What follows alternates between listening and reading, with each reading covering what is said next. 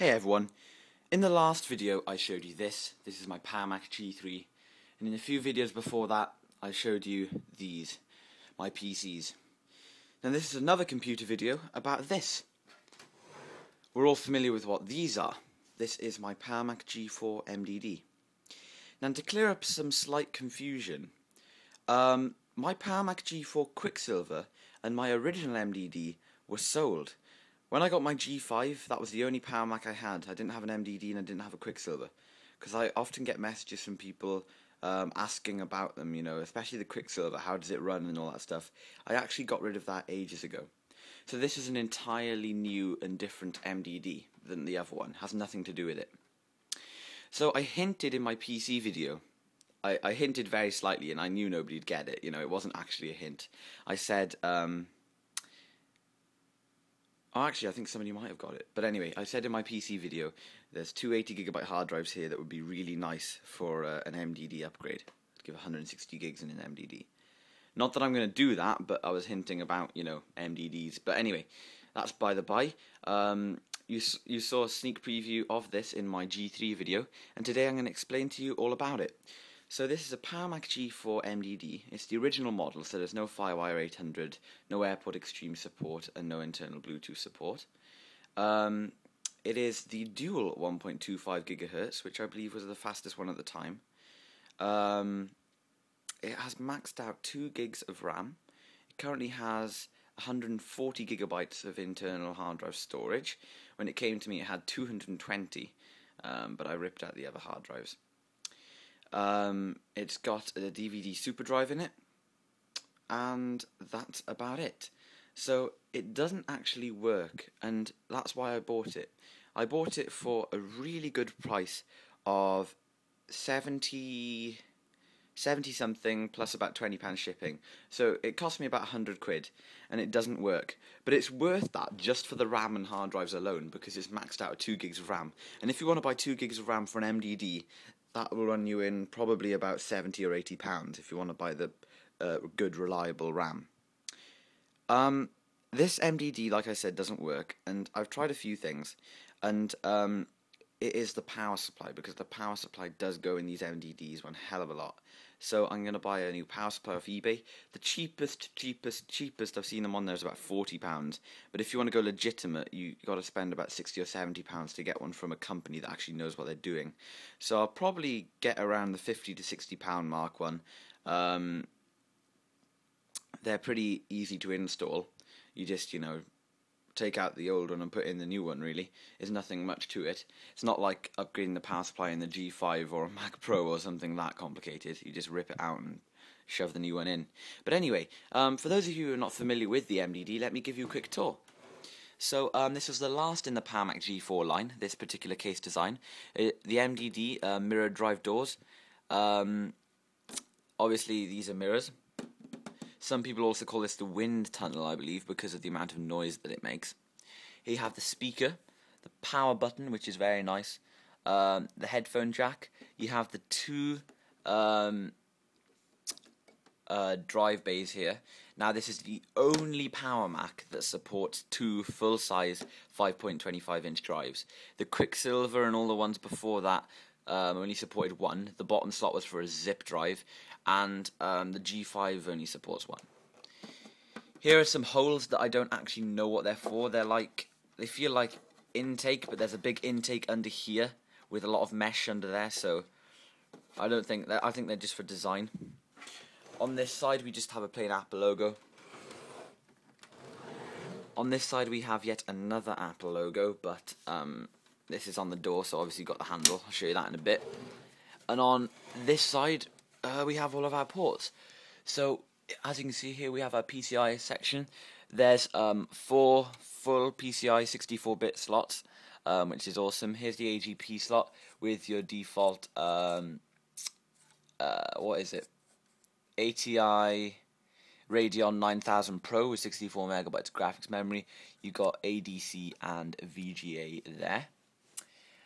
Here we have our power connection. Here's one of the little screws for the power supply if you want to take that out. As you can see, we have a lot of ventilation on the back.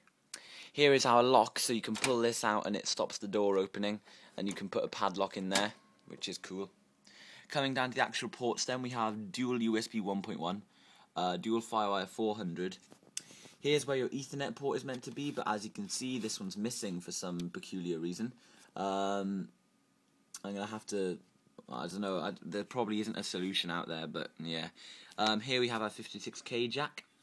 Here we have audio in and out, and our Apple Pro speaker out. Also, we have our little lock down here.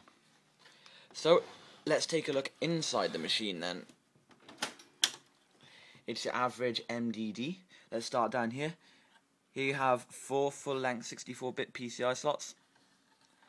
Very, very convenient to have 4 in a machine like this. Here's our graphics card, as you can see. Our 4 RAM slots. There's obviously 4 512 megabyte sticks in there at the moment to give me 2 gigs, which is maxed out. Here's the massive, massive heatsink for the dual 1.25 gigahertz G4. This one is slightly different to the dual 1 gigahertz and dual 867 megahertz because it's actually, the fins are loose, as you can see. And the 1.42 gigahertz actually has a big copper heatsink. It's a totally different heatsink. So yeah. Here we have our little battery, which needs to be replaced. Here's our slot for our airport card down here. Here's our tiny little fan that when you close the door cools the optical drives. That's why the holes are there, I guess. I really don't know why that is. I wouldn't expect the optical drives to need cooling, but you know, somebody explain to me in the comments or something. I'm really not sure about some of the cooling methods in this computer. Coming over here, then you have the first hard drive bay. As you can see, it's currently occupied by 1 hard drive. You can put another one in front of it. Here's the other hard drive bay down here, which has 1 hard drive in it, and you can put another one underneath it. There were 2 others when I got it, but that I took them out. I think there are 280 gigabytes in there, or 180 and 160, or something like that. Here we have our super drive in the top one, and the bottom one's empty. There's normally a little metal plate that goes behind here, but that's missing. And here's our power supply. Now this is the Samsung model, and the Samsung ones are meant to be more reliable than the other ones, but obviously not in this case. So I hope to get a power supply for this and get it up and running.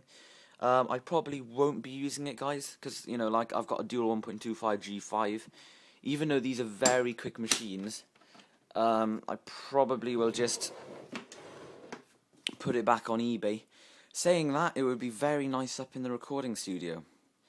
You know, definitely good enough for that. So, I have no idea what I'm going to do with this. It all depends how well it runs after I get it working. And how I feel at the time. But I could really do with the money if I sell this. To, you know, just keep moving with the times a little bit, you know.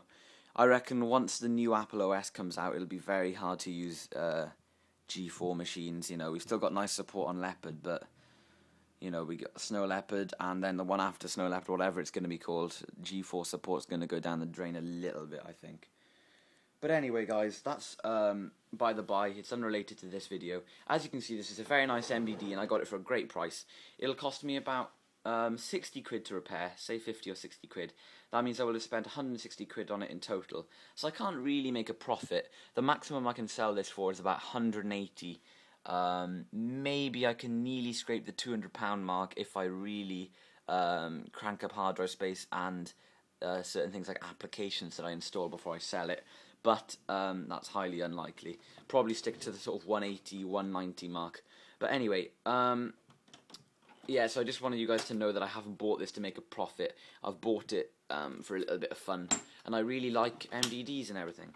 So, thanks very much for watching, guys. If you want to see any more details, by the way, I am going to do a power supply replacement video, so don't worry about that. That'll be a very exciting video. But yeah, that's it for the MDD, guys. I hope you like it, and yeah, if you haven't seen the video on the G3, please go back and check that one out, and I've also got a couple of videos on those things over there. I'm making progress, by the way. XP and all the drivers are installed on that one. Just need to do that one now. So yeah, thanks for watching, guys. Oh, and by the way, video on this coming up soon, because I got the keyboard and mouse. So yeah, I'm probably going to wait until I get a better camera to do that, so I can put it on the tripod and stuff. But anyway, I'm really ranting on now, guys. Thanks very much for watching, and I'll see you in the next video.